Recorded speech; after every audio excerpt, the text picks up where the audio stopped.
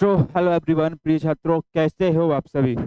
मैं डियर स्वागत करता हूं आपका कर्तव्य इंस्टीट्यूट के इस ऑनलाइन प्लेटफॉर्म पर। एक बार इस सभी साथी बता देंगे कैसे हैं आप सभी, और फिर हम अपने इस प्यारे से सेशन को शुरू करते हैं। बता देंगे सभी साथी कैसे हैं, जल्दी से भाई कमेंट बॉक्स में छाप दो भैया, कैसे हो सभी लोग। मजा में कल की क्लास आपको साइंस की कैसी लगी थी, थोड़ा सा यो भी बता देंगे, और फिर जो है हम आज की धमाकेदार क्लास की शुरुआत करते हैं। आज की क्लास में हम लोग करने वाले हैं कक्षा 9 का मैथ का चैप्टर नंबर फर्स्ट। उसके पहले जानेंगे मैथ का सिलेबस क्या है, क्या क्या चीज़ें आपको मैथ के अंदर पढ़नी है, टोटल कितने चैप्टर आपको मैथ के अंदर पढ़ने हैं, और बहुत सारी चीज़ें। तो आज की क्लास आपकी बेसिक होने वाली है नंबर सिस्टम की। क्योंकि नंबर सिस्टम आपका चैप्टर नंबर फर्स्ट है, थंबनेल में देख ही चुके होंगे आप।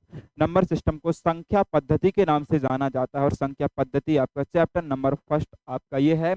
और इसमें आज हम लोग उसका बेसिक लेके चलेंगे, और बेसिक के साथ साथ प्रश्नावली 1.1 को भी कवर कर रहे होंगे। तो एक बारी जल्दी सभी साथी बता देंगे कैसे हैं आप सभी लोग, फिर हम शुरू करते हैं। शिवम आ चुके हैं, षष्ठी, शिवम, रोहिणी। चलिए, तो काफी साथी जुड़ भी चुके हैं, तो जल्दी से भाई सभी लोग बता देंगे कैसे हैं आप सभी लोग, और फिर हम जो है शुरू करते हैं अपनी आज की धमाकेदार क्लास को। और क्लास को शुरू करने से पहले आपका जो फर्ज है, आपको अपना फर्ज पूरी तरीके से करना होगा। आपका फर्ज क्या है? तो आपका फर्ज है भाई हमारा सपोर्ट करना, यानी कि क्लास को लाइक तो आपको करना ही करना है, साथ में आपको क्या करना है, क्लास को अपने सभी मित्रों के पास, सभी मित्राणियों के पास, और अपने रिश्तेदारों के पास क्लास को एक बारी जरूर से शेयर कर दो भाई, दबा के शेयर करना। और जो है हम शुरुआत करते हैं हमारे इसकी, आप कहेंगे आधार 26 की। ये आधार 26 है क्या भाई? नाइन्थ क्लास आपका आधार होती है, किसी भी चीज को पाने का जो सफर होता है वो आपको 9वीं क्लास से समझ होती है, सोच होती है, समझ आपकी विकसित होती है, यहीं से हम उसे आधार मान के चलते हैं। इसलिए हम इसका नाम लेके आए हुए हैं आधार 26। इसके अंदर हम लोग करने क्या वाले हैं? तो आप कहेंगे भाई इसके अंदर जो हम आज करने वाले हैं वो कक्षा 9th हो रही है हमारी, क्लास 9th है, और क्लास 9th का जो चैप्टर नंबर फर्स्ट है मैथ विषय का, क्या है? मैथमेटिक्स आपका होने वाला है। और इसका चैप्टर नंबर फर्स्ट यानी कि नंबर सिस्टम, इसको हिंदी में बेटा संख्या पद्धति के नाम से जानते हैं। किसके नाम से जानते हैं? आप कहेंगे संख्या पद्धति हमारा चैप्टर नंबर फर्स्ट होने वाला है। तो चलिए फिर शुरू करते हैं। क्या आप सभी लोग रेडी हैं इस क्लास को कंटिन्यू करने के लिए? बताएंगे, और फिर हम जो है शुरू करते हैं क्लास को। भाई हमें सबसे पहले जानना है आपका सिलेबस क्या होगा। टोटल 9वीं क्लास में आपको गणित विषय के अंदर कितने सब्जेक्ट को पढ़ना होगा, जिसको हम लोग जानते हैं सिलेबस के नाम से। भाई आपका सिलेबस क्या होगा? क्योंकि किसी भी चीज को आप पढ़ते हो ना, जब भी कोई चीज आप पढ़ते हो तो आपको उसका सिलेबस पता होना चाहिए, आपको आपका पाठ्यक्रम पता होना चाहिए कि आपको कौन कौन से चैप्टर्स पढ़ने हैं, किन चैप्टर्स के अंदर क्या क्या चीज पढ़नी है, ये सारी चीजें आप लोगों को जानकारी होनी चाहिए। तो फिर चलते हैं भाई, शुरू करते हैं। सबसे पहला ही चैप्टर आपका संख्या पद्धति है, यानी कि नंबर सिस्टम है, जो आज हम लोग करने वाले हैं। सेकंड चैप्टर आपका बहुपद है, पॉलिनॉमियल्स है, पॉलीमर्स बोलते हैं बहुपद। फिर आपका निर्देशांक ज्यामिति है, चैप्टर नंबर थर्ड है निर्देशांक ज्यामिति, जिसमें हम लोग ग्राफ वगैरह को पढ़ेंगे। दो चर वाले रैखिक समीकरण, जिसमें आप लोगों ने पढ़ा होगा x square plus y is equal 0, ऐसे कुछ समीकरण बोले होंगे, तो उसको हम लोग पढ़ेंगे। यूक्लाइड का ज्यामितीय परिचय, ये चैप्टर हम लोग बेहतरीन तरीके से यहाँ पर पढ़ेंगे। थोड़ा सा टफ होगा, लेकिन इसको हम टफ बनने नहीं देंगे बेटा, आपके लिए बिल्कुल ही इजी होने वाला है ये चैप्टर। छठा चैप्टर रेखाओं एवं कोणों के बारे में पढ़ेंगे। कौन सी रेखा प्रतिच्छेदी है, कौन सी रेखा हमारी क्या है, प्रतिच्छेदी है क्या, कौन हमारा आसन्न कौन है, एकांतर कौन है, वो सारी चीजें यहाँ पर पढ़ने वाले हैं। त्रिभुज के बारे में चैप्टर नंबर 7 के अंदर पढ़ेंगे। 8 के अंदर पढ़ना है हमें चतुर्भुज, यानी कि क्वाड्रिलेटर्स के बारे में, चतुर्भुज क्या होते हैं, कैसे इनके कोण बनते हैं। 9वीं चैप्टर के अंदर हमें पढ़ने वाला है सर्कल यानी कि वृत्त। 10 चैप्टर हीरो का सूत्र आपको पढ़ना है, बेहतरीन तरीके से समझाऊंगा इस सूत्र को, जैसे कि आप लोगों ने पढ़ा होगा। धराचार्य सूत्र भी आप लोग पढ़ सकते हैं, B square plus minus 4ac, ये हम लोग पढ़ने वाले हैं। 11th के अंदर पृष्ठीय क्षेत्रफल और आयतन के बारे में पढ़ेंगे। कोई चीज है उसका पृष्ठीय क्षेत्रफल क्या होता है, उसका आयतन यानी कि वॉल्यूम क्या होता है। और लास्ट में हम लोग पढ़ने वाले हैं स्टैटिक्स के बारे में, यानी कि सांख्यिकी के बारे में। जैसा कि आप लोग देखते होंगे आए दिन कोई ना कोई आपके सामने डाटा आता है, स्टैटिक्स आते हैं, डाटा ग्राफ जो भी चीजें आती हैं, नेशनल लेवल पर ये चीज अधिकतर चलती है। जैसे मैं आपको क्वेश्चन अगर स्टैटिक्स का बताना चाहूँ, तो जैसे मैंने कह दिया कि भाई ये जो पूरा है ये 9वीं कक्षा में पढ़ने वाले विद्यार्थियों का समूह है। ठीक है जी। इसको मैंने बांट दिया कब? इसको मैंने बांट दिया एक, दो, तीन, तीन भागों में बेटा मैंने इसको बांट दिया। ये वाला भाग मैंने बोल दिया 2023वीं का है, ये बोल दिया मैंने 2024 का है, और ये बोल दिया मैंने 2025 का है। अब मैंने बता दिया कि 2023 में 2023 में कुल 80% बच्चे पास हुए, सॉरी 2023 में कुल 40% बच्चे पास हुए। 2024 में कुल 60% बच्चे पास हुए। सॉरी, क्या ही बना रहा हूँ मैं, 100% लेकर चल रहा है। 2023 में 40% पास हुए, 2025 में जो है वो 10% बच्चे पास हुए और 2025 में 30% पास हुए। यदि 2025 में टोटल पास हुए छात्रों की संख्या 900 है, 2025 में टोटल पास हुए छात्रों की संख्या 900 है, तो बताइए कि 2023 में कुल कितने छात्र पास हुए। कुछ इस प्रकार का जो डाटा होता है वो हम लोग इस पर लेके चलेंगे। मैंने आपको ये नॉर्मल सी चीज बताई हुई है, ये हम लोग पढ़ेंगे। इसको ही कभी कभी स्टैटिक्स या सांख्यिकी के नाम देते हैं। इसमें बेसिकली हम लोग ग्राफ के बारे में पढ़ते हैं। क्या पढ़ते हैं? ग्राफ के बारे में। आज जो हमारा चैप्टर होने वाला है बेटा, वो होने वाला है हमारा संख्या पद्धति। और ऐसा नहीं है कि साइंस जैसे एक ही चैप्टर में इसको खत्म कर देंगे, तो ये बेटा पॉसिबल है ही नहीं है कि एक ही क्लास में, 1 घंटे की क्लास में मैं आपका पूरा चैप्टर कवर करवा सकूं। ये पॉसिबल नहीं है। हम इसको पार्ट वाइज पढ़ेंगे, डेली शाम को पढ़ेंगे 6 बजे से लेके। तो बने रहिएगा क्लास में, लाइक शेयर करते रहिएगा भाई। आ जाओ शुरू करते हैं संख्या पद्धति। आखिर संख्या पद्धति होता क्या है, नंबर सिस्टम आखिर चीज होती क्या है, इसके बारे में हम लोग पढ़ेंगे। किसके बारे में? संख्या पद्धति के बारे में। संख्या पद्धति, आप लोग पद्धति का मतलब आप लोग जानते हैं, सिस्टम का मतलब जानते हैं कि एक पूरा चक्र होता है जिसके अंदर रहकर हमें कुछ काम करना होता है, उसको हम लोग एक चक्र यानी पद्धति या सिस्टम नाम दे देते हैं। हमें बेसिकली इसके अंदर पढ़ना बेटा संख्याओं के बारे में कि आखिर संख्या होती क्या है, संख्या क्या होती है, कितने प्रकार की होती है, वो सारी चीजें हम लोग यहाँ पर पढ़ेंगे। सबसे पहले मैं आपको एक ग्राफ बना के बताऊंगा और उस ग्राफ के बाद हम लोग उसकी पूरी पूरी परिभाषाओं को कर रहे होंगे। यदि आपसे पूछा जाता है कि संख्या क्या चीज होती है, तो आप कहेंगे भैया 0 से लेकर 9 तक के जो अंक होते हैं उनको हम लोग संख्या बोलते हैं। 0 से लेकर 9 तक के अंकों का समूह हमारा क्या कहलाता है? 0 से लेकर 9 तक के अंकों का समूह हमारा संख्या कहलाता है। संख्या की यदि मैं बात करता हूं, तो संख्या को आप लोग 2 प्रकार से बांट सकते हैं। संख्या को आप लोग कितने प्रकार से डिवाइड करेंगे, कितने प्रकार से बांटेंगे? तो भाई संख्या को आप लोग जो बांटेंगे वो 2 प्रकार से बांटेंगे।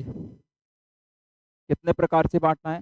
आप कहेंगे भाई संख्या को हमें 2 प्रकार से बांटना है। पहला प्रकार आपका कहलाता है वास्तविक संख्याएं।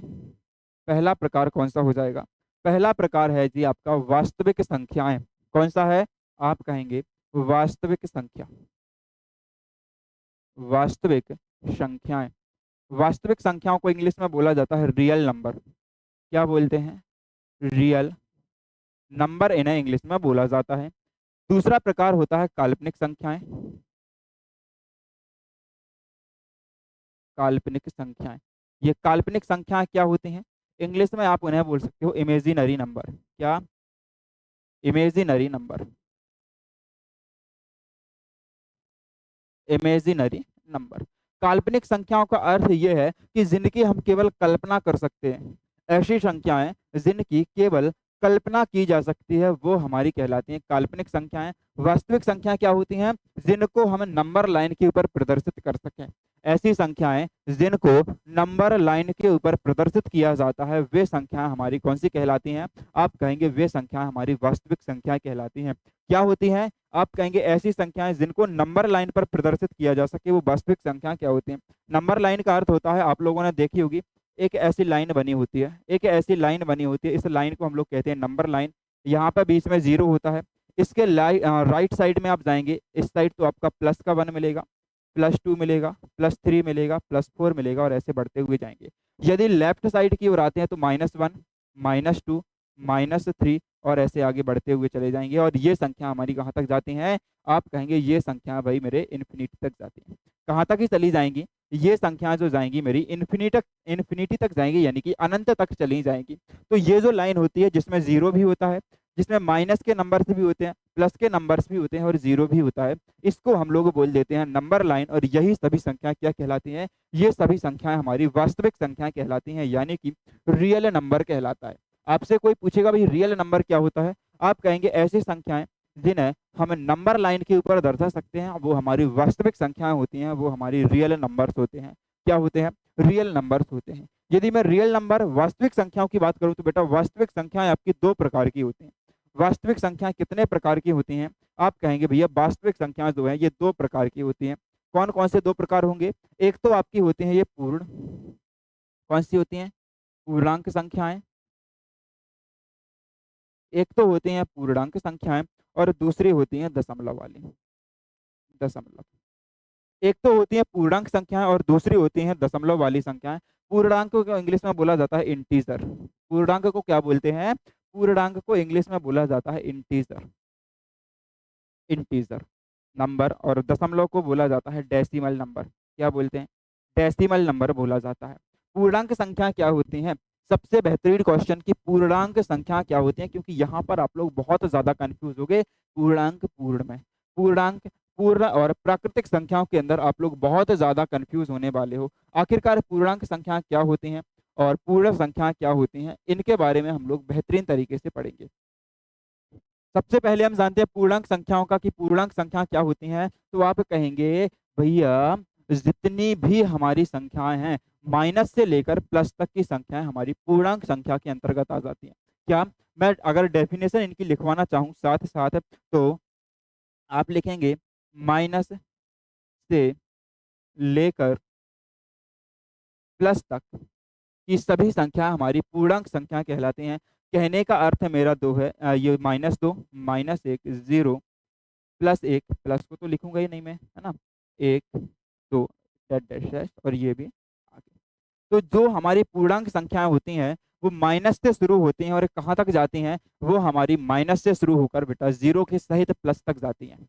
पूर्णांक संख्याएं माइनस से शुरू होकर जीरो के साथ प्लस तक जाती हैं, वो सभी संख्या हमारी पूर्णांक संख्या कहलाती हैं। आप कहेंगे भैया फिर वास्तविक और पूर्णांक में अंतर ही क्या है? वास्तविक संख्या और पूर्णांक संख्याओं में अंतर क्या है? तो मैं कहता हूं भाई कि वास्तविक संख्याओं में दशमलव वाली संख्याएं भी आती हैं, लेकिन पूर्णांक संख्याओं में दशमलव वाली संख्या नहीं आती है। वास्तविक संख्याएं जितनी भी होंगी उन सभी में दशमलव वाली संख्या आएगी। कहने का अर्थ है कि यदि आपको मिलता है 0.5, तो बेटा 0.5 आपकी वास्तविक संख्या है, 0.5 आपकी रियल नंबर है, लेकिन यह आपकी पूर्णांक यानी कि इंटीजर नंबर नहीं है। 0.5 आपका रियल नंबर है लेकिन इंटीजर नंबर नहीं है। यही दोनों के अंदर डिफरेंस होता है। यही दोनों के अंदर क्या है? यही दोनों के अंदर सबसे बड़ा डिफरेंस होता है। कुछ समझ में आया आपको? यहाँ तक क्या कुछ चीजें आपको समझ में आई या नहीं आई? आप मुझे एक बारी बता देंगे। आप मुझे एक बारी यहाँ तक बता देंगे। हम बढ़ते हैं पूर्णांक संख्याओं की तरफ। पूर्णांक संख्या आगे हम अगली स्लाइड में लेंगे। दशमलव क्या होता है? आप कहेंगे ऐसी संख्याएं जिनमें दशमलव आता है वो दशमलव कहलाते हैं। जैसे ये हमारे कितने प्रकार के हैं? ये हमारे दो प्रकार के होते हैं। एक तो होते हैं रिपीटिंग नंबर्स, रिपीटिंग डेसिमल, और एक होता है हमारा non repeating decimal. Non repeating decimal. Repeating decimal का मतलब आप लोगों ने कभी ना कभी तो देखा ही होगा, 1.3333 ऐसा लिखा हुआ देखा होगा, आगे 33 आता है। तो ये जो नंबर आपका रिपीट हो रहा है, जो नंबर आपका रिपीट हो रहा है, इसको हम लोग बोलते हैं रिपीटिंग डेसिमल। और जिसमें नंबर रिपीट नहीं होता है, जैसे मैं लिखना चाहूँ 1.234890 4 8901, तो जो अलग अलग संख्याएं प्रत्येक बार आती हैं उसको हम लोग बोलते हैं नॉन रिपीटिंग डेसिमल, और जो नंबर दोहराते हैं उसको हम लोग बोलते हैं रिपीटिंग डेसिमल। क्या यहाँ तक सारी चीजें आपको समझ में आई? तो फिर इन सारी चीजों को मैं आपको आगे परिभाषाओं के सहित लिखवाना चाहता हूँ। यही सारी चीजें बेटा परिभाषाओं के सहित में लिखवाऊंगा। क्या आपको इतना समझ में आया या फिर नहीं आया? आ जाओ। चलो हम बात करते हैं सबसे पहले किसकी? काल्पनिक संख्याओं की। हम बात करते हैं सबसे पहले काल्पनिक संख्याओं की। आखिरकार ये काल्पनिक संख्याएं होती क्या चीज हैं? क्योंकि वास्तविक संख्याओं के बारे में मैं आपको बता ही चुका हूँ, रियल नंबर के बारे में मैं आपको बता चुका हूँ। अब मैं बात करता हूँ काल्पनिक संख्याओं के बारे में। किसके बारे में मुझे बात करनी है? काल्पनिक संख्या यानी कि कौन से? इमेजिनरी नंबर के बारे में। काल्पनिक संख्या, काल्पनिक संख्या या इमेजिनरी नंबर क्या होते हैं? आप कहेंगे ऐसी संख्याएं जिन्हें नंबर लाइन पर प्रदर्शित नहीं किया जा सकता। क्या? ऐसी संख्या जिन्हें नंबर लाइन पर, काय पर? नंबर लाइन पर प्रदर्शित नहीं किया जा सकता, पर दर्शाया ना जा सके। भाई ऐसे नंबर्स जिन्हें हम नंबर लाइन पर दिखाई नहीं सकते हैं, एक जो हमारी नंबर लाइन होती है, जो स्केल होता है, जिसे हम उसके ऊपर ना दिखा सकें, वो हमारी कहलाती है कौन सी? काल्पनिक नंबर यानी कि इमेजिनरी नंबर। जैसे आपसे पूछा जाए क्या आपका अंडर रूट -3 ये क्या है? अंडर रूट -3 को क्या आप दिखा सकते हैं नंबर लाइन पर? आप कहेंगे भैया इसको हम अंडर लाइन के साथ नहीं दिखा सकते हैं। जैसे मैं आपसे बात करूं माइनस अंडर रूट के साथ 5, माइनस अंडर रूट के साथ 5, मैं बात करूं माइनस अंडर रूट के साथ 7, तो माइनस और अंडर रूट के अंदर जो माइनस लगा होता है वो सभी संख्या हमारी कैसी कहलाती हैं? ये संख्याएं हमारी कहलाती हैं कौन सी? इमेजिनरी नंबर यानी कि काल्पनिक संख्याएं। अगली मैं बात करता हूं यहीं पर वास्तविक संख्याओं की। अगली हेडिंग में आपको डालूंगा वास्तविक संख्याएं। कौन सी? वास्तविक संख्या। रियल नंबर हमारे क्या होते हैं? आप कहेंगे ऐसी संख्या जिन्हें नंबर लाइन पर प्रदर्शित कर सकें। ऐसी संख्या जिन्हें नंबर लाइन पर दर्शाया जा सके। क्या किया जा सके? दर्शाया जा सके। ऐसे जितने भी नंबर हैं जिन्हें हम लोग नंबर लाइन के ऊपर दर्शा सकते हैं, वो सभी के सभी हमारे वास्तविक संख्याएं कहलाती हैं। जैसे कि मैं बात करूं यदि आपका 0 की, मैं बात करूं आपसे 5, मैं बात करता हूं आपसे कितना? अंडर रूट 4 यानी कि 2 आपका हो जाएगा। मैं बात करूं 2.5, तो ऐसे सभी नंबर क्या होते हैं? ये सभी नंबर हमारे कहलाते हैं कौन से? ये सभी नंबर हमारे कहलाते हैं वही वास्तविक संख्या, वास्तविक नंबर यानी कि आपके रियल नंबर कहलाएंगे। क्या कहलाएंगे? आप कहेंगे भैया रियल नंबर कहलाते हैं। क्या इतना क्लियर हो गया? बताएंगे क्या इतना सब कुछ क्लियर है? तो हम बढ़ते हैं फिर पूर्णांक के ऊपर। हम लोग बढ़ते हैं पूर्णांक संख्या क्या होती है, इंटीजर नंबर आपके क्या होते हैं? कौन से? हमें बढ़ना है पूर्णांक की तरफ। पूर्णांक यानी कि इंटीजर नंबर। पूर्णांक क्या होते हैं? आप कहेंगे जो माइनस से शुरू होकर प्लस तक जाने वाले, प्लस तक जाने वाली संख्या। भाई ऐसी संख्या जिसमें माइनस भी होगा, जिसमें जीरो भी होगा और जिसमें प्लस भी होगा, वो क्या कहलाएगा? वो हमारा बेटा कहलाता है कौन सा? पूर्णांक संख्या। जैसे कि अगर मैं इसे नंबर लाइन के ऊपर प्रदर्शित करना चाहूँ, तो मैंने अगर ये नंबर लाइन बना दी, तो इसमें यहाँ कहीं बीच में जीरो होगा। आप सभी जानते हैं बीच में क्या होता है? बीच में आपका जीरो होता है। इस साइड यदि मैं देखूंगा तो यहाँ -1, -2, -3, -4 और डैश डैश जैसे ऐसे आगे जाएगा। यहाँ मैं देखता हूँ तो +1, +2, +3, +4 डैश डैश डैश ऐसे आगे चला जाएगा। तो कहने का अर्थ ये है कि जिसमें माइनस से शुरू हुआ, ये माइनस की संख्या शुरू हुई, बीच में जीरो भी मिला और लास्ट में हमें प्लस भी मिला, ऐसे सभी अंक हमारे कहलाते हैं पूर्णांक संख्याएं, इंटीजर नंबर। कौन से कहलाएंगे? ऐसे सभी अंक हमारे कहलाते हैं पूर्णांक संख्या।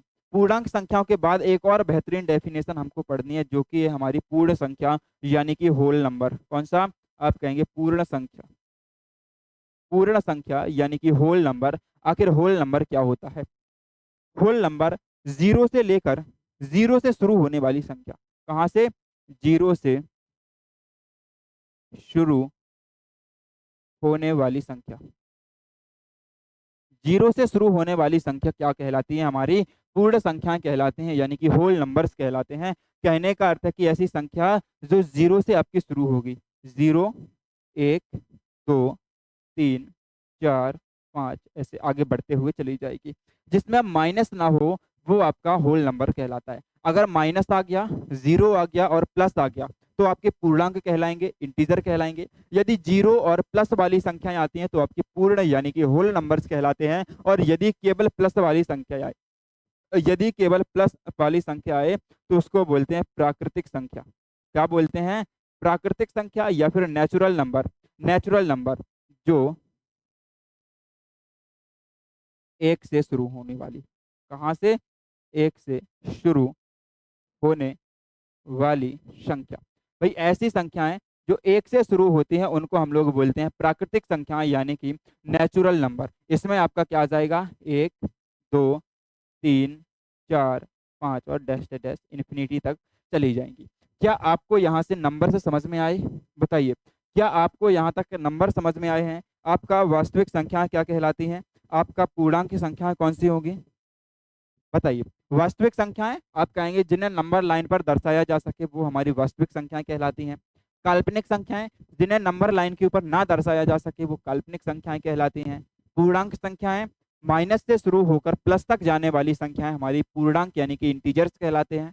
पूर्ण संख्या या होल नंबर आप कहेंगे जीरो से शुरू होकर प्लस तक जाने वाली संख्याएं हमारी पूर्ण संख्या यानी कि होल नंबर्स कहलाते हैं। और प्राकृतिक या प्राकृत संख्या या फिर आपकी नेचुरल नंबर्स कौन से हैं, आप कहेंगे एक से शुरू होकर प्लस वन से शुरू होकर अनंत तक जाने वाली संख्याएं हमारी प्राकृत यानी कि नेचुरल नंबर कहलाते हैं। क्या यहाँ तक आपकी ये सारी परिभाषाएं क्लियर हैं? तो जल्दी से मेरे भाई स्क्रीनशॉट ले लो, फिर हम बढ़ते हैं आगे की तरफ जिसमें हम लोग पढ़ेंगे प्राकृतिक और परिमेय और अपरिमेय संख्याओं के बारे में। क्या पढ़ेंगे? परिमेय और अपरिमेय संख्याओं के बारे में मेरे भाई, वहां पर हम लोग पढ़ रहे होंगे। स्क्रीनशॉट हो गया होगा, तो चलिए फिर हम बढ़ते हैं एक अगले स्लाइड के ऊपर जहां पर हमें पढ़ना है किसके बारे में, जहां पर हमें पढ़ना है परिमेय और अपरिमेय संख्याओं के बारे में। किसके बारे में पढ़ेंगे? हम पढ़ेंगे बेटा परिमेय और अपरिमेय संख्याओं के बारे में। तो मेरे साथ एक हेडिंग लगाओ, परिमेय संख्या। क्या हेडिंग डालनी है? परिमेय संख्या। क्या? परिमेय संख्या यानी कि रैशनल नंबर। परिमेय संख्या, इसको इंग्लिश में बोला जाता है रैशनल नंबर। क्या होते हैं? आप कहेंगे ये पहले तो कभी नहीं पढ़ा है ना, ऐसी संख्याएं जिन्हें p बटे q के फॉर्म में लिखा जा सके। किसके फॉर्म में? आप कहेंगे ऐसी संख्या जिसे p बटे q, क्या होगा आपका? जिसे p बटे q के रूप में लिखा जा सके, लिखा जा सके, जहां p तथा q पूर्णांक संख्याएं हों। कैसी हो? पूर्णांक संख्या हो तथा q is not equal zero. p बटा q के फॉर्म में जिन भी नंबर्स को हम लिख देते हैं वो सभी नंबर्स हमारे कहलाते हैं क्या? वो सभी नंबर्स हमारे परिमेय संख्या के अंतर्गत आते हैं, रैशनल नंबर्स के अंतर्गत आते हैं। लेकिन कंडीशन क्या है कि भाई रैशनल नंबर आपका पूर्णांक संख्या होना चाहिए। रैशनल नंबर आपका कैसा होना चाहिए? आप कहेंगे भैया रैशनल नंबर हमारा इंटीजर होना चाहिए, दोनों के दोनों हमारे पूर्णांक होने चाहिए और q इज इक्वल जीरो ना हो। q इज इक्वल हमारा क्या ना हो? आप कहेंगे q इज इक्वल हमारा जीरो ना हो। कुछ समझ में आया? q इज इक्वल जीरो का अर्थ क्या है, मैं आपको थोड़ा सा ये समझाने का प्रयास करता हूँ। जैसे मैंने एक संख्या ली, मैंने संख्या ले ली 1/0, मैंने संख्या क्या ली? 1/0। यहाँ पर आप देखेंगे कि 1 इज इक्वल p और q इज इक्वल जीरो। क्या हमारा ये परिमेय संख्या बनेगा? क्या हमारा ये परिमेय संख्या बनेगा? आप कहेंगे भैया यहाँ पर लिखा हुआ है q बराबर नहीं होना चाहिए जीरो के, q बराबर नहीं होना चाहिए जीरो के, लेकिन यहाँ तो q की वैल्यू जीरो है, यानी कि ये हमारा रैशनल नंबर नहीं होगा, ये हमारा परिमेय संख्या नहीं होगा। अगर यहीं पर मैं एक और एग्जांपल की बात कर देता हूँ जो कि 0/1 है, जो कि लिखा हुआ है 0/1। 0/1, जीरो क्या है? आपसे यदि क्वेश्चन पूछे 0/1 या जीरो क्या है, तो जीरो आपका क्या है? यहाँ पर जीरो आपका p हो जाएगा और 1 आपका हो जाएगा q, यानी कि p/q इज इक्वल 0/1। q के बराबर 1 है, ठीक है जी, एक पूर्णांक अंक भी है। p के बराबर 0 है, 0 आपका पूर्णांक अंक भी है। कहने का अर्थ है कि 0/1 आपका क्या हो जाएगा? 0/1 आपका एक परिमेय संख्या हो जाएगी, एक रैशनल नंबर हो जाएगा। क्या साथी क्लियर है इतना? q इज इक्वल जीरो नहीं आना चाहिए, q इज इक्वल जीरो नहीं आना चाहिए। यहाँ पर q के बराबर में 1 है, इसलिए ये क्या है? इसीलिए ये हमारा परिमेय संख्या के अंतर्गत आ जाता है। बताएंगे सभी साथी क्या यहाँ तक चीजें क्लियर हैं? अगर मैं इसके और एग्जाम्पल लेने की कोशिश करूँ, अगर मैं इसके एग्जाम्पल लेने की कोशिश करता हूँ, तो जैसे मैंने एक एग्जाम्पल लिया 1/2, इसको मैं 0.5 भी लिख सकता हूँ। 1/2 या इसको मैं लिख सकता हूँ 0.5, ये दोनों आपके रैशनल नंबर हैं। अगला एग्जाम्पल यदि मैं लेने की कोशिश करूँ 3/2, 3/2, इसको यदि मैं लेता हूँ तो 1.5 हो जाएगा, ये भी हमारा रैशनल नंबर हो जाएगा। अगली कोशिश मैं करता हूँ लेने की 4/3, 4/3 में यदि कोशिश करता हूँ तो ये भी हमारा एक रैशनल नंबर है, p is equal 4, q is equal 3। आगे मैं कोशिश करता हूँ 10/11, भाई ये भी तो हमारे एक रैशनल नंबर है, ये भी क्या है, हमारा एक परिमेय संख्या हो जाएगी। और मैं यदि बातें करता हूँ आगे 15/17, तो ये क्या हो जाएगा, ये भी हमारा परिमेय संख्या हो जाएगा। क्या यहाँ तक साथी सभी चीजें क्लियर है? बताइए, क्या यहाँ तक आपकी प्रत्येक चीज क्लियर हो तो थम्स अप जरूर करें, थम्स अप करके जरूर बता दें कि जी भाई मेरे यहाँ तक मुझे सभी चीजें क्लियर है। इसके बाद ही मैं बात करता हूँ यहीं पर अपरिमेय संख्या की, यानी कि अपरिमेय संख्या आपका क्या कहलाएगा, आप कहेंगे अपरिमेय संख्या का मतलब होता है, एक सेकंड, एक सेकंड रुकना है ना, अपरिमेय संख्या जो आपकी है, अपरिमेय संख्या, यहीं पर कोशिश करता हूं मैं लिखने की, अपरिमेय संख्या इर्रेशनल नंबर, अपरिमेय संख्या इर्रेशनल नंबर, ये क्या है, जिसे, यहीं पे आप लिख लेना, जिसे P/Q के रूप में ना लिखा जा सके, ना लिखा जा सके। ऐसी संख्याएं जिसे हम P/Q के बीच रूप में लिख ही नहीं सकते हैं, वो सभी चीजें क्या कहलाती हैं, वो सभी संख्याएं आपकी अपरिमेय यानी कि इर्रेशनल नंबर से कहलाती हैं। क्या यहाँ तक साथ ही आपकी प्रत्येक चीज क्लियर हो गई हो, तो मैं थोड़ी सी बात करना चाहूंगा सम विषम और अभाज्य संख्याओं की। मैं यहीं पर बात करना चाहूंगा सम विषम और अभाज्य संख्याओं की। कौन सी? आप कहेंगे भैया सम संख्या। देखो, मैं यहाँ पर 4 कॉलम बनाता हूँ और उन्हीं 4 कॉलम में चारों को एक साथ स्पष्ट कर देता हूँ। कॉलम नंबर फर्स्ट, यहाँ पर हम सम संख्याओं के बारे में जानेंगे, इसी का डुप्लीकेट ले लेते हैं भाई। कॉलम नंबर सेकंड, इसी का एक और डुप्लीकेट बनाते हैं, और ये हो जाएगा कॉलम नंबर थर्ड और फोर्थ। चलो देखो, यहाँ पर मेरे साथ ही लिखना सम संख्या, सम संख्या, यहाँ पर लिखना विषम संख्या, विषम संख्या, और यहाँ पर लिखना क्या, भाज्य संख्या, भाज्य संख्या, और यहाँ पर लिखना अभाज्य संख्या। यहाँ पर क्या लिखना, यहाँ पर लिखना अभाज्य संख्या। आपने यदि ये सभी चीजें लिख ली हो तो स्पष्ट तरीके से आप समझने के ऊपर ध्यान देंगे। पेन को थोड़ा सा कर दो आप साइड में, और पेन को साइड में करने के बाद थोड़ा सा आप ध्यान यहाँ पे दे लो। पेन को साइड करने के बाद थोड़ा ध्यान यहाँ पे दे लो, तो इन सब के बारे में हम लोग यहाँ पर पढ़ने वाले हैं।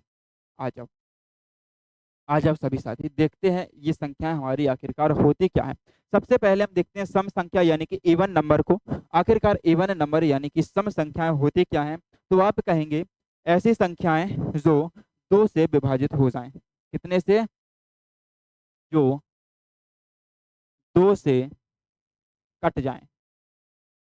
भाई जो भी संख्या हमारी 2 से कटेंगी, जो 2 से कटेगी वो क्या कहलाएंगी, वो आपकी सम संख्या कहलाएगी, यानी कि इवन नंबर कहलाएगा। जो संख्या हमारी 2 से डिवाइड होगी, 2 से कट जाएगी, 2 का भाग चला जाएगा, वो हमारी सम संख्या हो जाएगी। तो आप मुझे बताइएगा, आप मुझे बताइएगा, क्या 2 सम संख्या है? 2 सम संख्या है क्या? 2 एकम 2, 2 से कट जाएगी। 4 सम संख्या है क्या? आप कहेंगे 2 दूनी 4, कट जाएगा।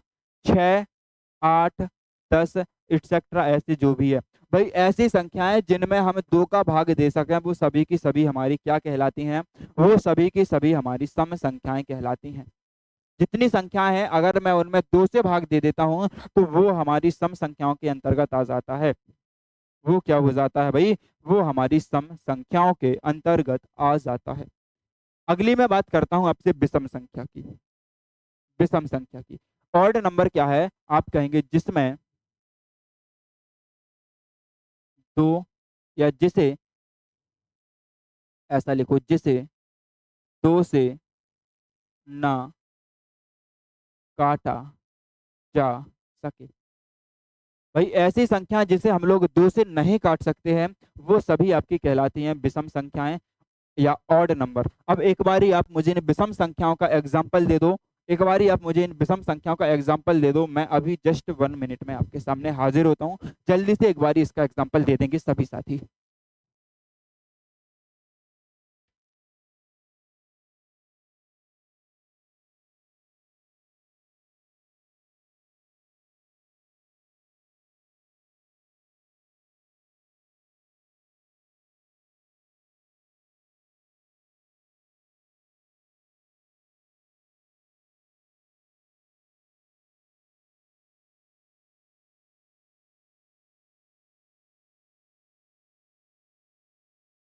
चलो आ जाओ भाई।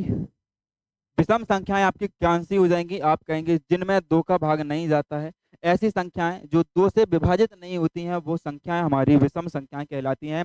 क्या आपका एक विषम संख्या होगा या एक सम संख्या होगा? एग्जाम्पल बताएंगे सभी साथी। जैसे मैंने कहा एक, मैंने कहा तीन, मैंने कहा पाँच, मैंने कहा सात, नौ, डैश डैश डैश।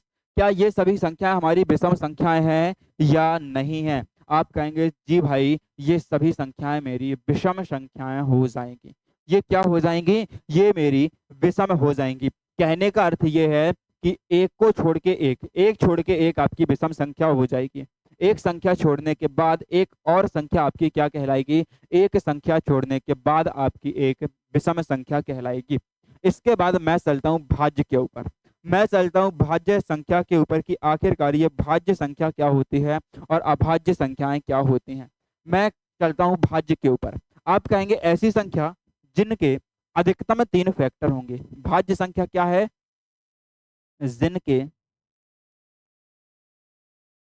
अधिकतम तीन गुणनखंड हों। जिनके अधिकतम क्या हों? तीन गुणनखंड हों, भाज्य संख्या कहलाती है। अधिकतम तीन गुणनखंड जो होंगे यानी कि कम से कम उस संख्या को तीन नंबर से कटना होगा। कम से कम तीन नंबर से कटना होगा तो वो भाज्य संख्या है। ज्यादा कितने भी हो जाएं मुझे इससे मतलब नहीं है, मुझे तो कम से कम तीन बार कोई एक नंबर कट जाए तो वो आपकी भाज्य संख्या के अंतर्गत आ जाती है। यदि मैं बेटा यहाँ पर एग्जाम्पल की बात करता हूँ तो मैंने लिखा भाई एक, मैंने लिखा एक। क्या एक आपका भाज्य संख्या है क्या? आप कहेंगे एक आपका भाज्य संख्या होगा तो क्या आंसर आएगा मेरे लाडलो? आप सभी का आंसर आएगा कि भैया एक केवल एक से कटता है इसलिए ये भाज्य संख्या नहीं होगा। फिर देखते हैं हम लोग दो को, फिर देखते हैं दो को। क्या दो भाज्य संख्या है? क्या दो भाज्य संख्या है? आप कहेंगे दो को यदि मैं चेक करने जाऊं तो एक तो दो एक से कट जाता है और एक दो दो से कटता है। दो को यदि मैं काटने जाऊं तो एक दूनी दो, एक का गुणा दो में करेंगे, एक दूनी दो और दो एकम दो। दो के अधिकतम दो गुणनखंड बने, दो के अधिकतम दो गुणनखंड बने। इस वजह से क्या हो जाएगा? इस वजह से दो भी हमारा भाज्य संख्या नहीं होगा। मैं बात करता हूं संख्या तीन की। मैं बात करता हूं किसकी? मैं बात करता हूं तीन की। यदि मैं तीन को बेटा काटने जाऊंगा तो तीन एकम तीन, भाई एक को तीन से काटूंगा एक का भाग तीन में जाएगा। एक एकम एक, एक दूना दो और एक तिया तीन। एक का भाग तीन में चला जाता है यानी एक तो तीन कटेगा एक से। दूसरी बारी तीन किससे कट जाएगा बताएंगे? दूसरी बारी तीन आपका कट जाएगा तीन से। किससे कटेगा? तीन आपका तीन से कट जाएगा। तो क्या आपका ये तीन भाज्य संख्या होगा? क्या ये तीन आपका भाज्य संख्या होगा? आप कहेंगे भैया इसके केवल दो फैक्टर बने इसलिए ये भी भाज्य संख्या नहीं होगा। हम बात करते हैं चार की। हम बात किसकी करते हैं? चार की। किसकी बात करनी है? चार की बात करनी है। यदि मैं चार को बेटा काटने जाऊं तो आप कहेंगे एक से कट जाएगा। कोई भी संख्या है वो एक से कटती है। आप कहेंगे जी भाई एक एकम एक, एक दूना दो, एक तिया तीन, एक चौको चार, यानी कि चार कट जाएगा एक से। एक फैक्टर बना, एक गुणनखंड बन गया।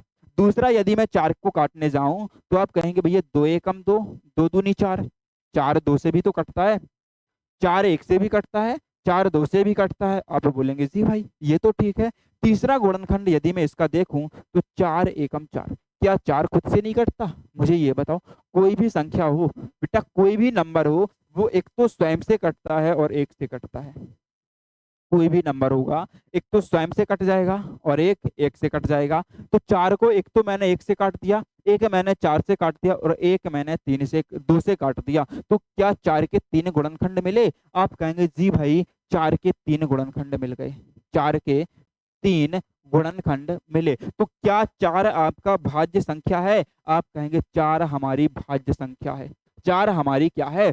चार हमारी भाज्य संख्या है। क्या मुझे चार के पहले कोई और संख्या भाज्य मिली? मुझे ये बताओ। तीन हमारा भाज्य नहीं था, दो हमारा भाज्य नहीं था, एक हमारा भाज्य नहीं था। क्या मुझे चार के पहले कोई भाज्य संख्या मिली? आप कहेंगे नहीं भाई, पहली भाज्य संख्या जो मुझे मिली वो मेरी चार थी। क्या बोलोगे बच्चा? आप कहोगे सर जो भाज्य संख्या है ना वो मुझे सबसे पहली चार मिली, इस कारण सबसे छोटी भाज्य संख्या आपकी हो जाएगी। कौन सी? सबसे छोटी भाज्य संख्या। भाज्य संख्या बेटा यहाँ से एक नंबर का क्वेश्चन बनता है कि सबसे छोटी भाज्य संख्या कौन सी है। आप कहेंगे सबसे छोटी भाज्य संख्या हमारी 4 है। कौन सी है? सबसे छोटी भाज्य संख्या हमारी 4 है। क्या 4 एक सम संख्या है? क्या 4 एक सम संख्या है? आप कहेंगे सम के अंदर यदि देखने जाऊं तो 4 2 से कटता है, 4 2 से कटता है, यानी कि 4 हमारी सम संख्या है। तो इसे क्या मैं कह सकता हूं कि सबसे छोटी सम भाज्य संख्या कौन सी है?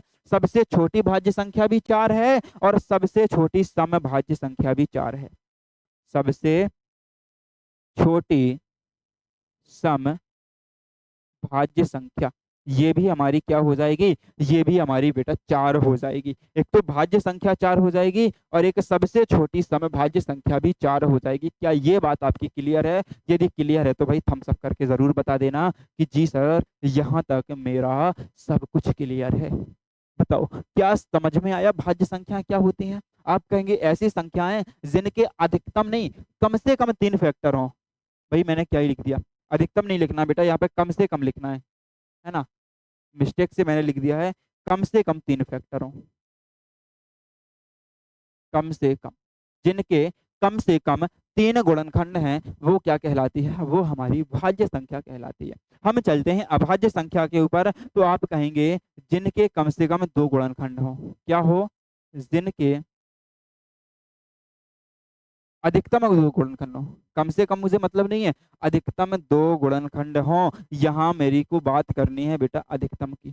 यहाँ मेरे को क्या करनी है बात? मेरे को बात करनी है अधिकतम की, जिनके केवल 2 गुणनखंड हो। सीधा सा लिख लो आप तो, जिनके केवल 2 गुणनखंड हो। क्या हो? जिनके केवल और केवल 2 गुणनखंड हो वो आपके क्या कहलाएंगे? वो मेरे भाई आपकी अभाज्य संख्या कहलाएगी। वो आपका अभाज्य संख्या कहलाएगा, यानी कि प्राइम नंबर कहलाएगा। क्लियर है क्या ये चीज? अब मैं बात करने जाऊं कौन सी संख्या है जो हमारी अभाज्य हो सकती है। तो पहले मैं चेक करूंगा एक को। किसको?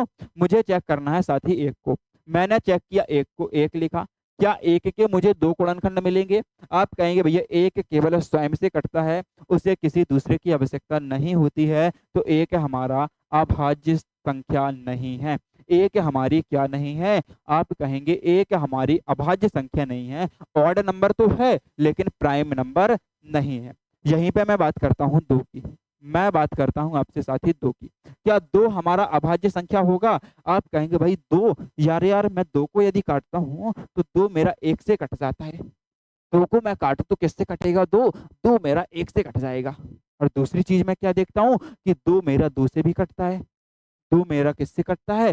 2 भाई 2 से भी कटता है। 2 1 से भी कटता है।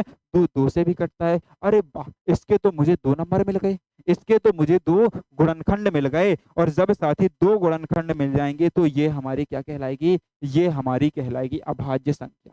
ये हमारी क्या हो जाएगी? ये हमारी साथी अभाज्य संख्या हो जाएगी। इसके आगे मैं ट्राई करता हूँ 3 को। आगे मैं देखता हूँ किसको? आगे मैंने चेक किया 3 को। 3 को मैं काटने गया तो मैंने 3 को काटा 1 से, क्योंकि ये तो आप जानते हो कि कोई भी संख्या है वो 1 से कटेगी। और दूसरी चीज कोई भी संख्या है वो अपने आप से भी कट जाएगी। 1 से भी कटेगी और अपने आप से भी कटेगी। क्या 3 किसी और नंबर से कटता है? क्या 3 किसी अन्य नंबर से कटता है? तो आप कहेंगे सर बिल्कुल भी नहीं कटता। कोई भी अन्य नंबर ऐसा नहीं है, कोई भी दूसरा नंबर ऐसा नहीं है जिससे हमारा 3 कट जाए। तो इसके भी मुझे एक और एक 2 गुणनखंड मिल गए। इसके भी कितने गुणनखंड मिले? 2 फैक्टर मिले। इसलिए ये भी क्या हो गई हमारी? ये भी हमारी अभाज्य संख्या हो गई। क्या हो गई? अभाज्य संख्या हो गई। मैं बात करता हूँ साथी 4 की। यदि मैं 4 को काटने जाऊं तो अभी देखा 4 1 से भी कट गया, 4 2 से भी कट गया, 4 3 से भी कट गया। ये तो भाज्य है, ये अभाज्य नहीं होगा। मैं देखता हूँ 5 को। मैंने चेक किया साथी किसको? मैंने चेक किया साथी 5 को। अब मैं 5 को काटूंगा। जैसे ही मैंने 5 को काटा तो मैं क्या देख रहा हूँ कि भाई 5 एक तो 1 से कट रहा है और एक 5 खुद से कट रहा है। एक तो 5 1 से कटा और दूसरा 5 किससे कटा? 5 खुद से कटा। यानी कि 2 नंबर मुझे मिले। तो ये भी मेरा क्या हो गया? ये भी मेरा हो गया एक अभाज्य संख्या। क्या हो गया? एक प्राइम नंबर हो गया, एक अभाज्य संख्या हो गया। क्या क्लियर है ये चीज? बताओ यहां तक समझ में आया? अब मेरा क्वेश्चन आपसे ये है, यहाँ पर मेरा क्वेश्चन बेटा आपसे ये है कि सबसे छोटी सम अभाज्य संख्या कौन सी है? सबसे छोटी अभाज्य संख्या कौन सी है और सबसे छोटी सम अभाज्य संख्या कौन सी है? आप मुझे बताएंगे। आप कहेंगे भैया सबसे छोटी अभाज्य संख्या भी मेरी 2 है, सबसे छोटी अभाज्य संख्या भी 2 है और सबसे छोटी सम अभाज्य संख्या भी 2 है। क्या चीज बोली? सबसे छोटी अभाज्य संख्या 2 है और सबसे छोटी सम अभाज्य संख्या भी 2 है। लिखवाऊं क्या मैं इस चीज को? यहाँ पे लिख लो, इसको सम के अंदर ही लिख लो, लिख लो। सबसे छोटी अभाज्य एवं सम अभाज्य संख्या। भाई ऐसी संख्या जो सबसे छोटी अभाज्य भी हो और सम अभाज्य भी हो। सबसे छोटी अभाज्य तथा सम अभाज्य संख्या क्या है? आप कहेंगे साथी 2 है। क्या हो जाएगी मेरे भाई? 2 हो जाएगी। यहीं पर मैं बात करता हूं सबसे छोटी विषम अभाज्य संख्या की।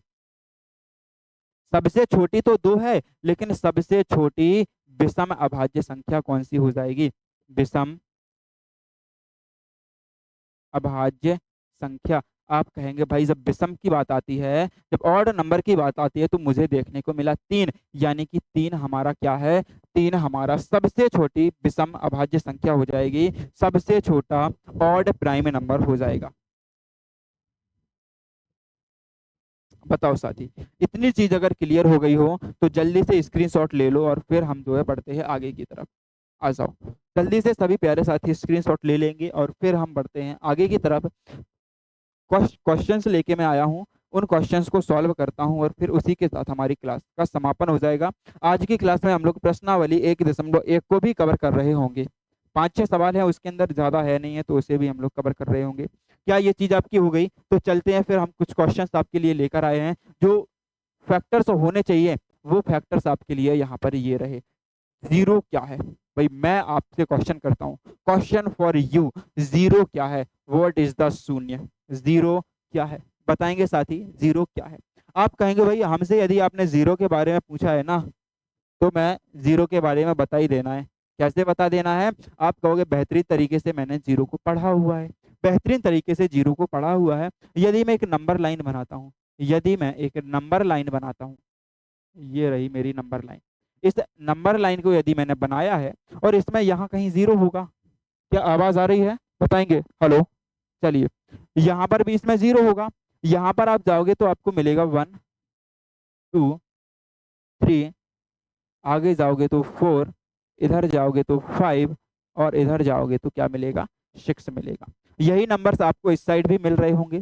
जैसे इधर आओगे तो -1, -2, -3, -4 और ऐसे नंबर्स यहाँ पर हमें मिल रहे होंगे। अभी हम जस्ट पीछे सीख के आए हैं सम और विषम संख्याओं के बारे में। तो आप मुझे सबसे पहले बताइए 2 के बारे में।